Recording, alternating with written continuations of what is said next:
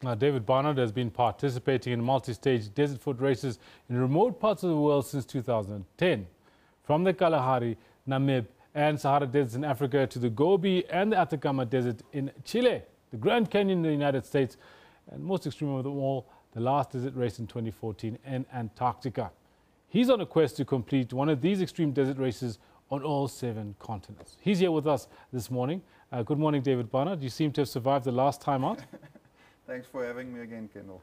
I suppose you've had enough time to recover from whatever blisters and then sunburn issues you might have had as well. Any back issues that you might have picked up. How did it go? You did the Grand to Grand the last time we spoke. Yeah, it was an amazing race at the end of September last year in the US, in the vicinity of the Grand Canyon. Seeing it was obviously an unbelievable experience in itself. Very tough race, very undulating, and carrying that heavy backpack up and down mountains and through canyons. Really interesting, challenging, was for a very good cause about neglected tropical diseases. We raised a lot of money for that. But yeah, as you said, it's on to a next desert challenge in another part of the world. Now, talking of which, I mean, right now you've got a new desert challenge that you'll be involved with. Tell us a little bit about it. So in 2 weeks' time, starting on the 24th of June, I'm taking on what is called the Big Red Run in the Simpson Desert in Australia. 250 kilometers over 6 days, basically a marathon a day. On day 5 you run the equivalent of a Comrades Marathon, which will be interesting in itself.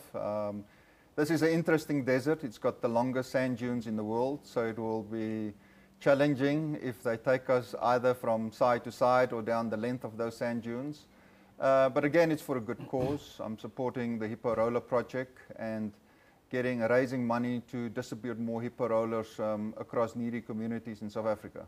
Hippo rollers. Oh, that's one of the pictures that we just saw now with you and a bunch of young children in a township with this massive blue drum in front of you. How much is that for water? So that is for water. It can contain up to 90 liters of water. It was developed in South Africa in the early 90s with the purpose of, in areas, rural areas, areas without reliable water infrastructure, where people have to carry water. This is a device that you can push or pull and give people easy access to water. So Africa, as we all know, is a water-scarce country, but in big parts of the country, we don't have reliable access to water. So it's not only a question of scarcity, it's also a question of accessibility. And the Hippo roller is a very simple solution to a significant challenge. You know, according to Stats South Africa, I've recently read 89% of the South African population is claimed to have access to running water, but only 45% households have water or running water on their dwellings. That means a significant portion of the South African population still have to carry or convey water from somewhere else. And that is where the Hippo roller is such an appropriate solution in South African or African or developing country conditions.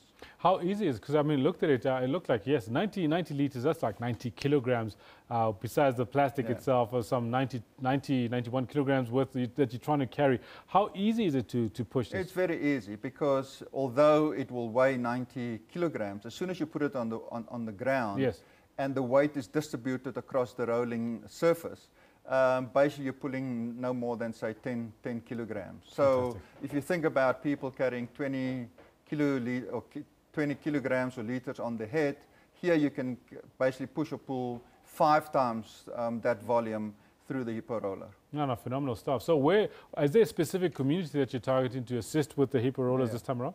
So I'm working through the Hippo roller project, I'm working with youth zones. It's a legacy project from the 2010 World Cup. They work in 43 communities across South Africa, working on youth and youth issues through skills development and using soccer and sport as a means of empowering youth.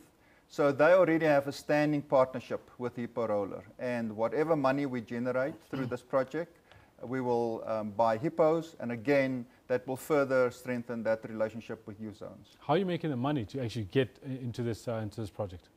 So the money raised, so it's obviously we raise the money from the public, and hopefully you know, anyone is very welcome. to contribute and donate, just go to any of the social media platforms of the Hippo Roller.